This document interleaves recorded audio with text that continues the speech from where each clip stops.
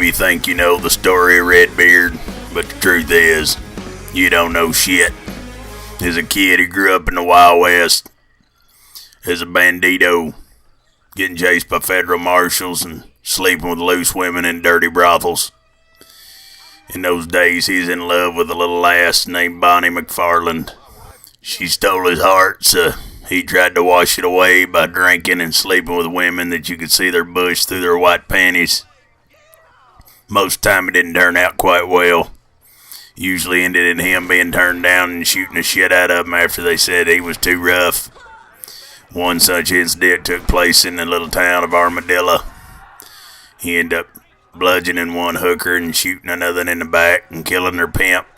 Just before he left, he turned around, shot one right in her possum hole. Brutal. He's cold-blooded.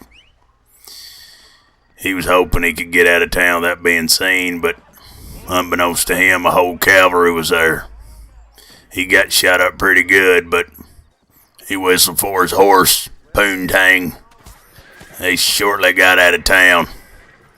Most men had been a saving grace, not for Redbeard. On the way out, he ran over the sheriff's wife, trampling her to death. Story goes they found a horseshoe buried in her tang.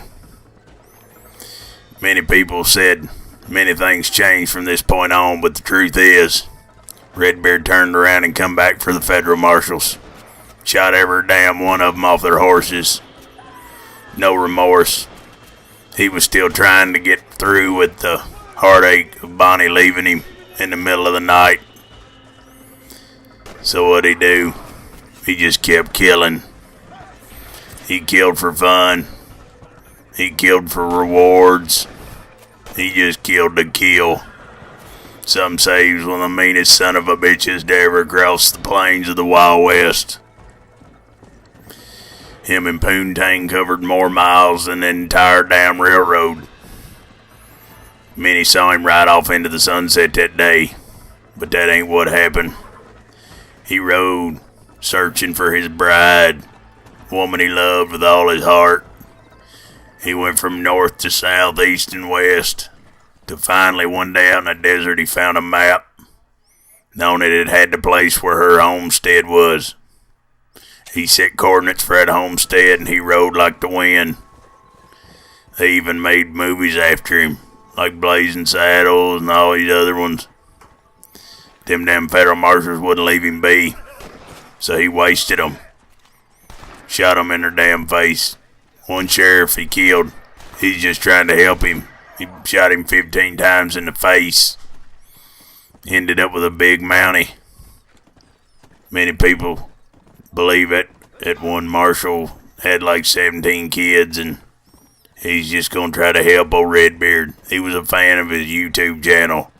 They had YouTube in the Wild West. Many people don't know that. But there were many things that reminded him of her. They used to hunt together. So every time he'd see a deer, he'd shoot the hell out of it. 15 or 16 times, unloading his Winchester repeating pistol. He'd jump off and bury his scabbard deep into the loins of the buck, only removing its nuts, 'cause that's what he'd felt. She took his nuts away. It's a bloody thing. Scary at times. Wet look in his eye. Even just a random old buzzard flying drove him nuts. Reminded him how she flew off with his heart. So he killed every bird here and there, from the Rio Grande to the Trail of Tears, until one night he stumbled upon a farm. Poontang knew there was something wrong about it, knew that he didn't need to be there. But Redbeard forced him on and crossed the old rickety bridge into a town he'd once been to years ago, when him and Bonnie had promised each other's hands in marriage, long before the whiskey and the wild women took his mind off his bride. So he spurred Poontang in the hill and they headed across toward the main ranch house. As he got to the gate, he heard a small whisper in the back of his mind. "Don't go in, Redbeard. Don't go in." He stepped up to the front porch. Almost knees wouldn't bend to get him up the steps, and knocked on the door. No answer.